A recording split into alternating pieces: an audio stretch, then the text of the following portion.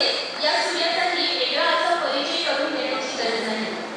त्यांना मिर्झा एक्सप्रेस दुसऱ्यांना रडवणं सोपं असतं, कठीण असतं ते दुसऱ्यांना हसवणं.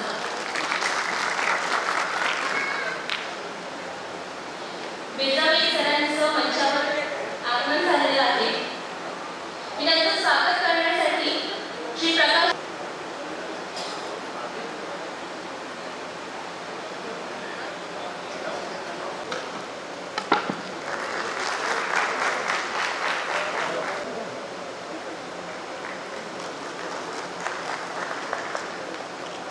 धन्यवाद सर. त्याच्यापेक्षा जास्त कामाच्या त्यामुळे कसं आहे की माझं तुम्ही ऐकलंच पाहिजे अशातला काही भाग नाही. मी माझ्या आयुष्यात जे 5,500 ते 6,000 कार्यक्रम केले त्यातले 300 ते 350 कार्यक्रम मी अमरावतीमध्ये केले. मी गेल्या 25 तारखेपासून आजपर्यंत हा 3रा कार्यक्रम माझा अमरावतीला आहे. त्याच्यामुळे मला तरी एवढे लोक बघून हे भीती वाटून राहिली की आपण नवीन काय बोला. जे आजची पत्रिका आहे ती फक्त मी चालली, अजून पूर्ण वाचली नाही. याच्यापाशी त्याची प्रत नाही आहे. मला असं आठवतं की 2-4 आमदार लोकांचे नाव त्यात वाचले. मग आता सामान्य माणसाचा आमदारात किती फरक आहे का. मी बरोबर आलो आणि 4 ठिकाणी बस केली. पहिले तिथे होतो, मग इथे आलो, मग इथे आलो. हे सामान्य माणसाचे लक्षण आहे. तर मी कसा पोहोचलो तरी मला थोडासा वेळ झाला. माझ्याकडे तुमच्यासारखा ज्ञान नसते.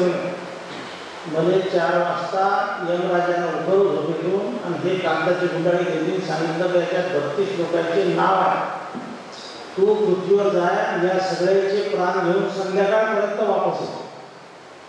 तर पहिल्या नंबरवर तुझंच नाव आहे. दिल्लीमध्ये तुझे 10 मिनिटं पोरासंग बोल, बायकोसंग बोल, शेजारीसंग बोल, पाजारीसंग बोल, उरकवणे 10 मिनिटं.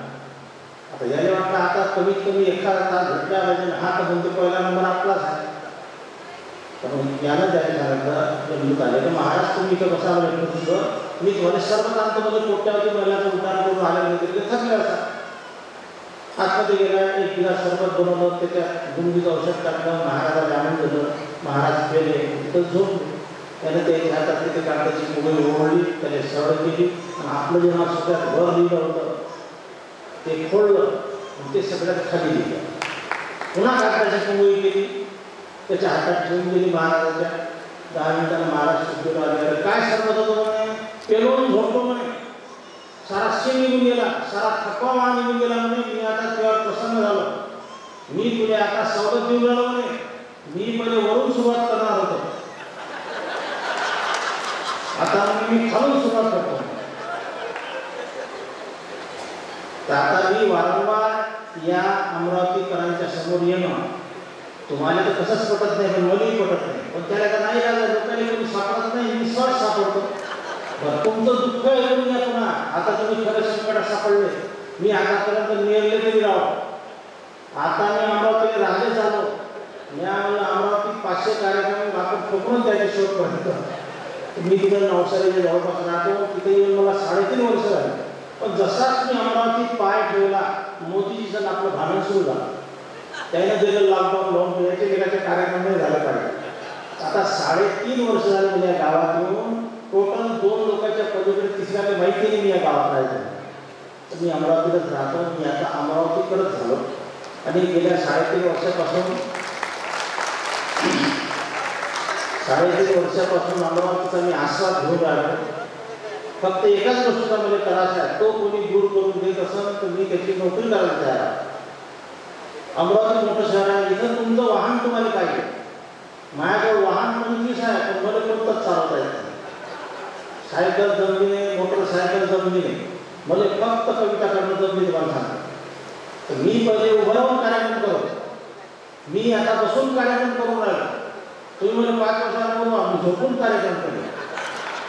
ह्या माणसाची अवस्था आहे, मातीत जाण्याच्या आधी त्याला एवढे प्रयोग करावे लागते, सत्याचे प्रयोग करावे लागते. तेव्हा तो मातीत जातो. तर त्याने काही कोणाचा इलाज नाही. तर आम्ही विरोधी लोक, आम्हाला विरोधाशिवाय काही दिसत नाही. एका माणसाच्या घरी पाहुणे येणार होते. त्याला बायकोला सांगितलं तर 7-8 लोकांचा स्वयंपाक करून ठेव, एका तासात आपल्या घरी प्रदीपराव बादळ येऊन आहे. तर कोणाची बायको कोणाच्या मताला ऐक्य होती याची ऐकणार आहे. ते म्हणे किंवा बापाचे नोकर म्हणून एका तासात 7-8-10 लोकांचा स्वयंपाक करायला. हा म्हणे आपल्या पोळी पाहून राहिले ते म्हणजे ठीक आहे भाजी पोळी करतो म्हणजे मी तुम्ही गोड भाजी घेऊन या. तर हा म्हणजे बाहेर जायचं कामच नाही आजकाल सगळं ऑनलाईन सुरू आहे. काही दिवसानंतर काय होईल नाही किंवा समजा पोराला बायको पाहिजे तर ऑनलाईन, पोरीले पती पाहिजे तर ऑनलाईन, लेकरं ऑनलाईन राहायचे म्हणून तू काही मी फोन करतो काय बोलवायचं हे तू सांग. बायकोने सांगा त्याला 1.5-2 किलो म्हणे बुंदीचे लाडू घेऊन घ्या. मग यांना हल्दीराम भुजियावाले फोन केला. तुम्ही कोणत्याही मोठ्या कंपनीने फोन करा, हल्दीराम भुजियापासून अंबानी, अदानी, रिलायन्स, BSNL कोणाला फोन करा तर फोन तिकडून बाई उचलतो. मायावर ते गोड आवाज बोलतो खरंच तर मारायला धावतो. तर मायाचे लोक आहे हे काम असो का नसो काही नंबर फिरवला का त्याचे बोलणं सुरू राहते. तर यानं म्हणल्या हल्दीराम भुजियावाला फोन केला. तिकडून त्या बाईला फोन उचलला म्हणजे आपका हल्दीराम भुजियावाला में स्वागत है. मराठी बोलायचं असेल 1 नंबरचं बटन दाबा, हिंदी बोलायचं असेल 2 नंबरचं बटन दाबा आणि इंग्रजी बोलायचं असेल 3 नंबरचं बटन दाबा. ज्याला बोलावं तो मराठी त्याने 1 नंबरचं बटन दाबलं. मग त्या बाईला पुन्हा आवाज आला म्हणजे मिठा पाहिजे असं 1 नंबरचं बटन दाबा, खारा पाहिजे असेल 2 नंबरचं बटन दाबा, नमकीन पाहिजे असेल 3 नंबरचं बटन दाबा. त्याने पाहिजे तुम्ही 1 नंबरचं बटन दाबलं. मग त्या बाईचा पुन्हा आवाज आला तुम्हाला लाडू पाहिजे असेल 1 नंबरचं बटन दाबा, पेढा पाहिजे असेल 2 नंबरचं बटन दाबा आणि जिलेबी पाहिजे असेल 3 नंबरचं बटन दाबा. याने पाहिजे तर लाडू 1 नंबरचं बटन दाबा. मग त्या बाईचा पुन्हा आवाज आला बुंदीचा पाहिजे असेल तर 1 नंबरचं बटन दाबा, रव्याचा पाहिजे असेल तर 2 नंबरचं बटन दाबा, खव्याचा पाहिजे असेल तर 3 नंबरचं बटन दाबा. याने पाहिजे तर बुंदीचा लाडू यानं 1 नंबरचं बटन दाबलं. त्या बाईचा पुन्हा आवाज आला म्हणजे 1.5-2 किलो पाहिजे असेल 1 नंबरचं बटन दाबा, 10 किलो पाहिजे असेल 2 नंबरचं बटन दाबा आणि 100 किलो पाहिजे असेल तर 3 नंबरचं बटन दाबा. याने वाटतं 1.5-2 किलो बुंदीचे लाडू काय घ्यायचे. आणि हे जे नाटक सुरू आहे हे नंदनकमी करणारं असतं. याला हा मॅडम मी तिथं बाबा तुम्हाला मोठ्यासनं बोलायचं असेल 1 नंबरचं बटन दाबा, मंगळासनं बोलायचं असेल 2 नंबरचं बटन दाबा आणि लायनासनं बोलायचं असेल 3 नंबरचं बटन दाबा. आणि याला ठेवली हे विनोद आम्ही गोळा करतो, काही बनवतो, काही अक्षरशः करून आणतो. तुम्ही ते वाचलेले असते काही लोकांच्या घरात आलं असं हे विनोद सुरू होण्याच्या आधी हे काय न्या बनवलेला नाही. न्या म्हटलं तरी वाचता बरा वाटलं तुमच्या मस्तकी मारून घेतला. आम्ही असे विनोद गोळा करतो. मग आम्ही कवी असल्यामुळं आम्हाला कविता ऐकावं लागते. तुम्हाला ऐकायला नसल्या तरी आमचं कवी पण आम्हाला सिद्ध करावं लागते. नाही तर ऐकलं का आम्हाला बोलायला सोडून दिली ना तर मग काही कविता ऐकायचं मी तुम्हाला. आणि मध्ये बादल साहेबांना सुद्धा नाही की मी किती वेळ मध्ये बोलायला आहे. बादल साहेब गेले वाटते घरी पण त्याच्या हिशोबाने मी बोलणं सुरुवात करतो. आम्ही मुळात ते कवी आहोत.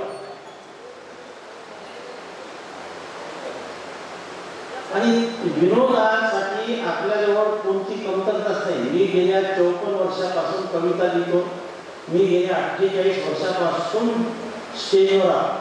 त्याच्यामुळे आता इथल्या कोणत्याही माणसाची भले याच्यानंतर स्टेजवर पाहायची काही इच्छा नाही आहे. म्हणजे 4 जणांच्या खांद्यावर पाहिल्याशिवाय तुम्हाला शांतता भेटत नाही हे बरोबर आहे. आणि माझी खूप इच्छा आहे 4 जणांच्या खांद्यावर जायची. एक माणूस घराच्या बाहेर गेला भरली मोठी पुढे यात्रा होती, हजारो लोक ज्याने कोण गेला पाहिजे त्याचा पुढारीचा नाही का.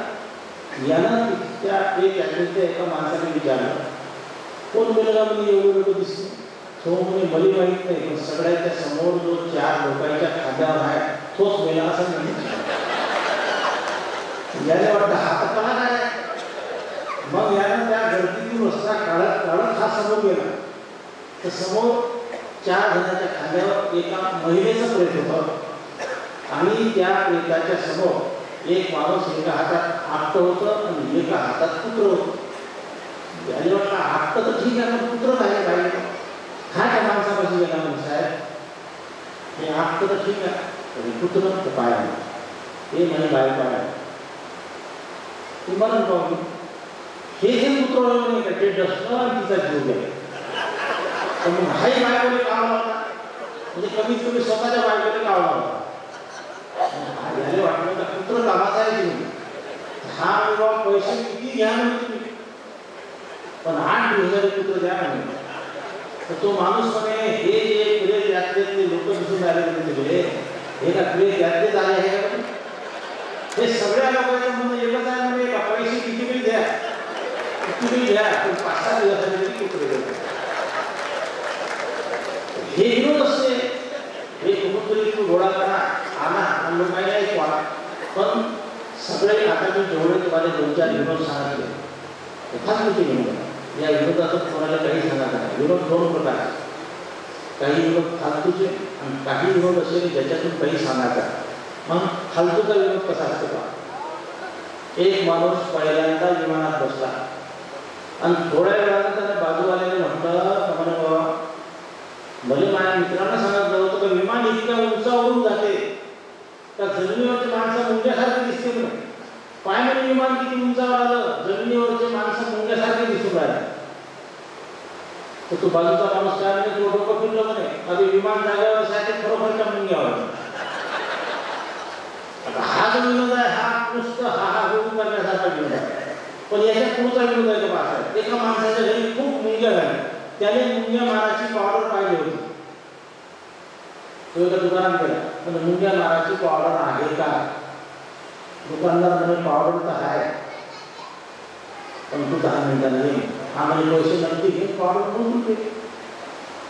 दुकानदार म्हणजे कळचं नाही म्हणजे त्याच्यात, तर म्हणजे कोणती सध्या म्हणजे त्या मुंग्या माराच्या पावडरीतच मुंग्या झाल्या. हा विनोद सोपा आहे, हा विनोद सोपा नाही. त्या विनोदातून त्याला काहीतरी सांगायचं आणि ज्या विनोदातून काहीतरी सांगायचं ते विनोदच चालू असते का. तसं एक विनोद मी नेहमी सांगत असतो, पण एकदा अति तुम्ही ऐकून घ्या. एका गावात डबल BA ट्रिपल MA 4-5 वेळा यशस्वी झालेला पोरगा. एवढा शिकला सोडला माणूस, एवढा शिकला सोडला पोरगा, तो शेतीच्या कामाला झाले. त्याच्या गावात एक सरकस, मग त्याने म्हणजे मॅनेजर जवळ गेला, म्हणजे माझ्या लायकीचं काही काम आहे का. मॅनेजर म्हणजे लायकीचं नाही, नालायकीचं काम आहे. म्हणजे कसं माझ्या माणसाचा रोगच शिल्लक नाही, माझ्या वेळ असं होती म्हणे ते गेली नाही तिथं कातड काढलं ते तू पांघरून घे असं तिथं रोग. मी तुला खाऊन 200 रुपये देईन. गेल्या कामाचं काम, जेवणाचं जेवण, जांभळ दुखतं जांभळ दुखतं. त्यानंतर कातड पांघरलं, मॅनेजर त्याला पिंजऱ्यात फोडलं आणि कुलूप लावता म्हणजे तुझे बोलावीन तो व्हायचं म्हणून असं म्हणून मॅनेजर पलटला. तर हे अस्वल झाल्या पोराच्या लक्षात आलं का कोपऱ्यात तो वाघ बसून आहे. ज्याने कोण वाघाला शेपूट आपटला हाव हाव करत उभा झाला. हा म्हणजे वाघ धावा धावा, वाघ म्हणजे झापू नको, मी 200 रुपये रोजवाला सांगून भाऊ. हा विनोद काय म्हणजे सर्वसाधारण विनोद आहे का. या विनोदातून कोणाला काहीतरी सांगायचं. मी आतमध्ये एखादी आवकर साहेब होतो माझ्यासोबत दिसून नाही राहिले. तर विनोद असे 2 प्रकार. तसंच कविता लिहिण्याच्या पद्धती 2 प्रकार. एक पद्धत अशी 5 से जब गुजरी, 5 से जो गुजरी जब एक हसीना, माथे से थू पड़ा 2 गुण पसीना, फिर से मजनू लैला पे शायरा हुआ, हिंदी में नया कवि और पैदा. म्हणजे ती पाहताच बागात कलिया खलास झाला. आणि दुसरी पद्धत अशी की जब दर्द पेट में होता है, जब दिल में कोई रोता है, जब मन में नहीं कुछ बचता है, तब कवि कविता रचता. आता मी तुम्हाला काही 2-3 कविता ऐकतो, मग तुम्ही ठरवाच कवी पहिल्या पद्धतीचा का दुसऱ्या पद्धतीचा.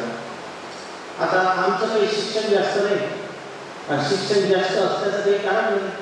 मी एवढ्या मोठ्या मल्टीस्टार फॅमिलीतून आलो साहेब का मी जर माझ्या घराची गोष्ट तुम्हाला सांगितली तर तुम्ही म्हणा घराचं सोड दारातच सांगा, कारण ती गोष्टच तशी आहे. पण तुम्ही ऐकली तर बरे बरं वाटतं. सांगू का माझ्या घराची गोष्ट होतं ना. मी आता तुम्ही म्हणतो पण तुम्ही नाही म्हणत असं तरी काय करू, कारण मला काय दरवाजा बंद आहे जाऊ शकते. तर मी मल्टीस्टार फॅमिलीचा माणूस आहे. मी माझ्या फॅमिलीवर एक लांब कविता लिहिली 16 कळ्याची. त्यातले मला 2-3 कळले. 7 आहे भाऊ आणि 9 आहे बहीण.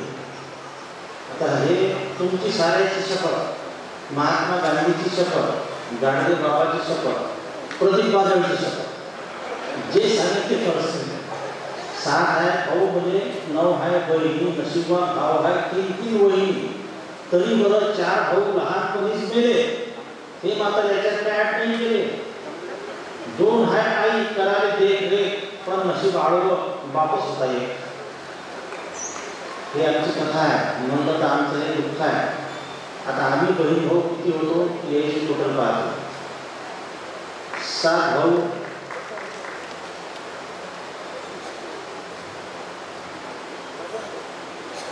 आमचाही रामायण होतो.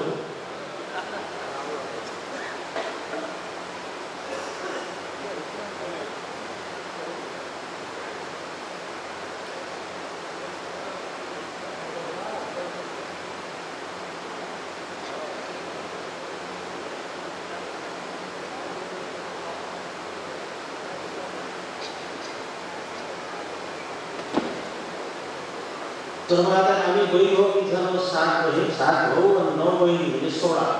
4 जण जे मेले ते जे हिशोबात नाही धरले ते जर धरले ते 20, म्हणजे आम्ही खंडीवर बहीण भाऊ.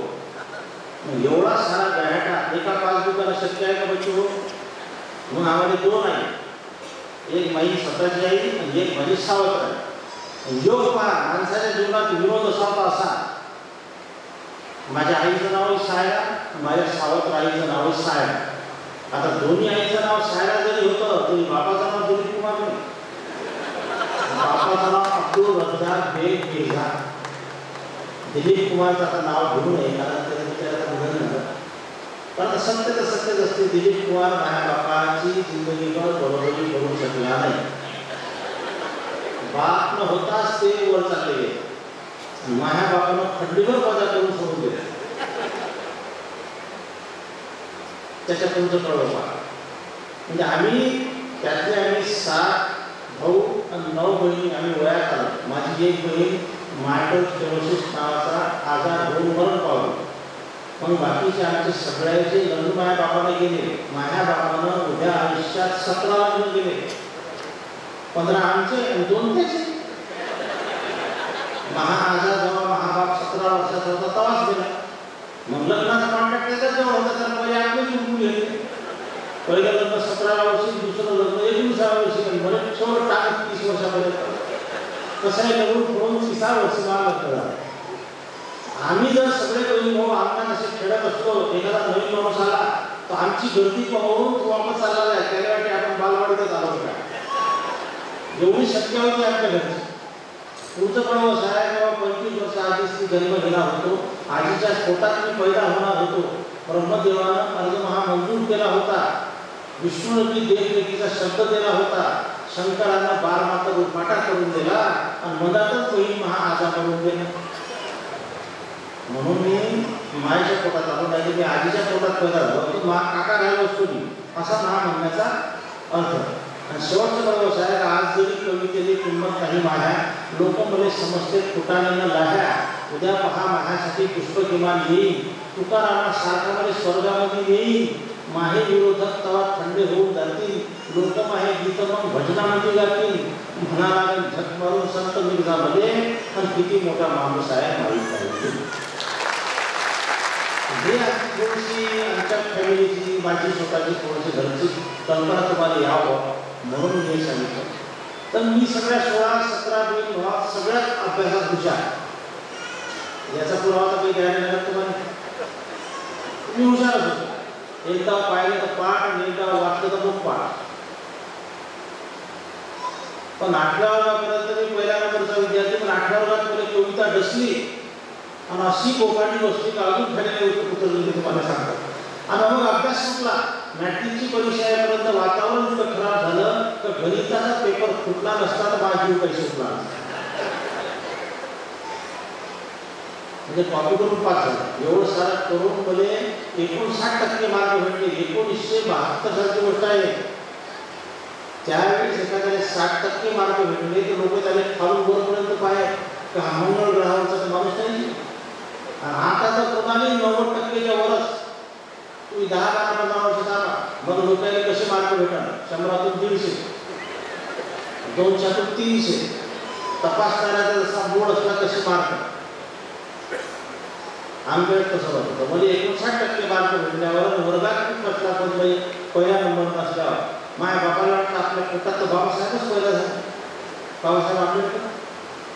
काही प्रमाणात खरोखर त्यानं बाबासाहेबांचं निर्माण झालं 1956 आणि महाजन्म झाला 1957. आता 7-8 बेटी कुठं नाही चाललं. मग आमची रवानगी झाली अमरावतीच्या गव्हर्नमेंट पॉलिटेक्निकमध्ये. तिकडं आहे इकडे आहे कुठंतरी आहे. 1972 अमरावती गव्हर्नमेंट पॉलिटेक्निकमध्ये ॲडमिशन घेतली. इथं सारं इंग्रजी मीडियम. आमच्या वेळेस पहिल्या वर्गापासून इंग्रजी विषय नव्हता. 5व्या वर्गात इंग्रजी आणि हिंदी ह्या 2 भाषा आहेत. तिथं मराठी धड बोलता येत नाही, पण हिंदी आली आणि इंग्रजी आली. बरं, इंग्रजी शिकलो कोण? तर जो कालपर्यंत 100% मराठीचा मास्तर होता, तो एका रात्रीतून इंग्रजीचा होऊन गेला. मग त्यानेच काही जवळ नाही समजे तर आम्हाला काय गोटे शिकवणार आहे. एक दिवस मास्तरनं मध्ये उभं केलं, सांग म्हणजे जा वाट म्हणजे काय, ज्ञान म्हणजे काय, सरळ सरळ सांग म्हणजे वाट म्हणजे काय, ज्ञान म्हणजे काय. आम्ही मूर्ख आहे, तू WH वाट म्हणजे काय? मला सर मी मगापासून तो काय काय करणार. असा काय काय करणारा मुलगा जेव्हा गव्हर्नमेंट कॉलेजमध्ये आला आणि तिथं आम्हाला इंजिनिअरिंग लाईन शिकवायला होते देशपांडे सर. देशपांडे लोकांचं नाव कधीच पटलं. इथं आलं मी तर देशपांडे सर आले आढळून. मी हास्य सम्राटमध्ये गेलो, दीपक देशपांडे आढळला.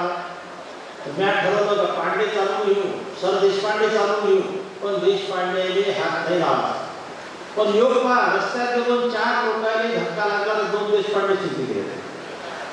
तर देशपांडे सर आम्हाला इंजिनिअरिंग लाईन शिकले, खूप छान शिकले, पण सगळं इंग्रजी. एकही शब्द चुकून मराठीचा बोलू नये. असं वाटतं की सरकारने याची शपथ दिली आहे का तुम्ही का मराठीचा शब्द उच्चारला तर तुम्हाला राजकारण सहभाग खाशी. 10 मिनिटं शिकवलं का आम्हाला ते काय नाही. Do you understand, do you understand. आता या अंडरस्टँड शब्दाचा अर्थ आम्हाला अंडरस्टँड होईल त्यावेळेस. आम्हाला काय वाटतं मास्तर लोक झाला बोर झाले काय जा स्टँडवर करू दे. मग 10 मिनिटांना म्हणजे डझन पीठ आणि भरते ते पोटते केव्हा येऊ पाहिजे. आम्हाला सर म्हणून आले, जेवण आले, स्वयंपाक सांगा लागते. या टीव्हीला बोलत 2 वर्ष निघून गेले. मी एकाही सेमिस्टरच्या एकही विषयात पास नाही झाला. आणि मग मी ते कॉलेज सोडलं आणि मी 2 वर्ष शेती केली. आणि शेतीची अवस्था तर विचारू नका. जो करत शेती त्याच्या हातात माती, आराम नाही, दिवसानं झोप नाही लागत. मग धामणगाव वेगवेगळे होमिओपॅथिक कॉलेज निवडलं. असं होमिओपॅथिक मेडिकल कॉलेज DHMचं होमिओपॅथीचं. त्याचे विद्यार्थ्यांच्या वेटेजमध्ये कॉलेज नाही. मी ॲडमिशन घेतली, कॉलेज सुरू झालं, मी पास झालो, कॉलेज बंद झालं. तुम्ही काय जाणार? 2 बॅच निघाल्या, ते कॉलेज बंद झालं. मी 1980 DHM सोडून माझ्या गावात आलो. डॉक्टर रूम काय आहे आणि मी माझ्या गावात म्हणण्यापेक्षा घरातच दवाखाना टाकला. कारण माझ्या घराची लोकसंख्या एवढी होती का लोक आम्हाला विचारले का तुम्ही तुमच्या घराला तालुका काहून घोषित नाही करत नाही.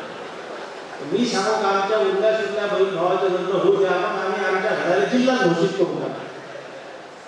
मग आता दवाखाना चांगला बच्चू हो, पण दवाखाना काही चालेल जागचा काही आले नाही. एक तर आमच्याकडे पेशंट आले नाही आणि आले तर वापस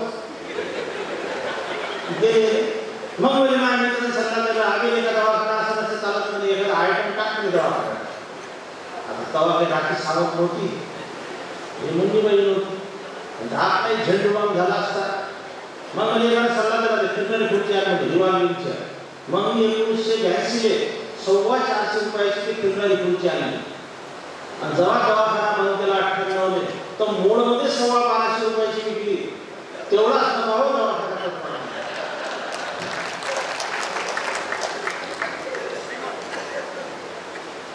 जशीच त्या खुर्ची आणली साऱ्या धनच माणिकवाड, माझं गाव यवतमाळ जिल्ह्यात नेर परसोबन तालुक्यात धनच माणिकवाड, साऱ्या धनच माणिकवाड 2 झाली. डॉक्टर मिर्झानं फिरणारी खुर्ची आणली.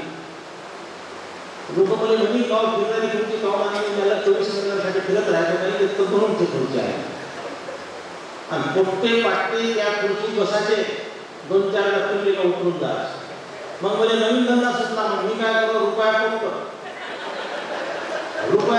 भेटला रुपया बसवलं पोट्ट्याने घरघर फिरवलं का उतरलं. दवाखाना नाही चालला तर नाही चालला. मग 12 जुलै 98 मी माझं गाव सोडलं, नेरपासून गावी आलो आणि जे मिर्झा एक्सप्रेस नावाचा कार्यक्रम बसवला, जे चाळ्यावर खूप भरली, 4,000-4,500 कार्यक्रम त्या दिवसापासून केले मी. तर ते मोठीने संपूर्ण राहिली आणि वावडीने संपूर्ण राहिली. हे तुमच्या सगळ्या रसिक लोकांची कमाल. तर तुम्हाला पुन्हा एकदा हात जोडतो आणि मी आतापर्यंत कविता नाही म्हटली तर कवितेपासून सुरुवात करतो. मी बालगीत कधीच नाही लिहिलं, एकच बालगीत लिहिलं. आम्हाला मॅट्रिकमध्ये चिकाने नावाचे मास्टर होते, त्याला सांगितलं होतं तर बाबा एक कॅरमबोर्ड नावाचा खेळ असतो. आम्हाला काही समजलं की कॅरमबोर्ड म्हणजे काय. पण मी जेव्हा गव्हर्नमेंट कॉलेजमध्ये आलो होतो 2-3 दिवसातच मला लक्षात आलं एका ठिकाणी गर्दी काय आहे. मी तिथे गेलो होतो, 2-4 कोपरे ते कॅरमबोर्ड घेऊन राहिले होते आणि 7-8-10 पोरं स्टेडियममध्ये बसून असल्यासारखे ते खेळ पाहून राहिले. मग मी आपला मुलगा घातला आणि त्या कॅरमबोर्डाने असं पाहिलं जसं आधी मी अकाउंटला पाहिलं, जसं तेव्हा पाहिलंच नाही अशा अर्थानं. एका पोरानं त्या गोट्या घेतल्या, मधात ठेवल्या, मग हातात तो बल्ल्या घेतला. त्या बल्ल्याने तोपर्यंत काय म्हणते हे ह्या बल्ल्याने माहिती होतं. मग समजलं की त्याने स्ट्रायडर म्हणते बाबा. मग त्यांचं स्ट्रायडर त्या रेषेवर ठेवला, त्याने बोटाने टिस्की बांधली, त्या बल्ल्याचा धोका त्या गोट्याने बसला आणि त्या गोट्यात तिकडच्या तिकडे पळायला. तर माझ्या लक्षात आला मग कॅरमबोर्ड नाही खेळता आला तरी चालते, म्हणजे याच्यावर आपण कविता लिहू शकतो कारण आपण तर करूया. मग मी त्या कॅरमबोर्डाची माहिती घेतली आणि कोणत्याच दिलं, कारण कोणत्याच दिल्याशिवाय कविता होत नाही. लफाडात कथा होते पण कविता नाही. आणि मी पहिलं शेवटचं बालगीत लिहिलं कॅरमबोर्ड. की संध्याकाळी आई जवळी येऊन वदला बाळ, संध्याकाळी आई जवळी येऊन वदला बाळ, कॅरमबोर्डासारखे आई दिसते ग आभाळ, गोट्या वाटती चांदण्या, चंद्र स्ट्रायकर भासतो, ध्रुव तारा मधला आई पिन सारखा वाट, मला वाटते देव खेळतो कॅरम रात्रभरी आणि पहाट होता निघून जातो आपल्या घरी. मला वाटते देव खेळतो कॅरम रात्रभरी आणि पहाट होता थकुली जातो आपल्या घरी, ऐकून हे वदनी आई कल्पना तुझी ही नवी, आणि मोठा होऊन बाळा तू होशील मोठा होईल. हे एक बालगीत लिहिलं. मग मला लक्षात आलं बालगीतावर लोक टाळ्या वाजवत नाही, फक्त हाता करते बोलत्या नाही तिथे बोलायचं.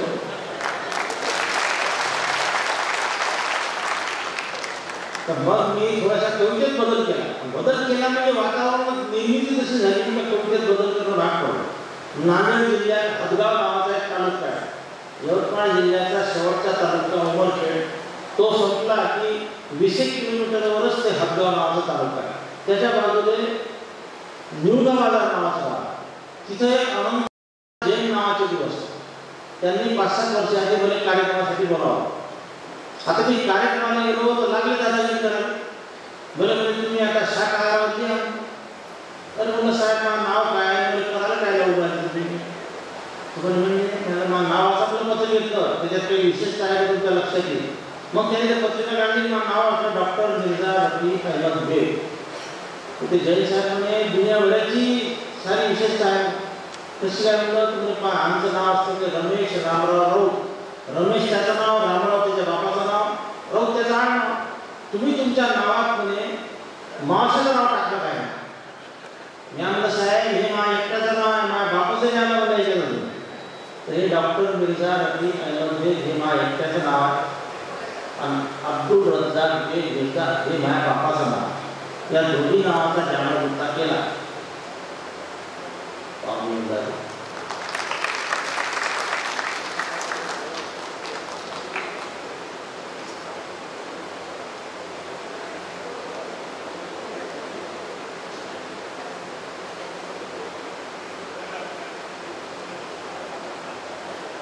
मुली सांगा मी बरोबर करतोय.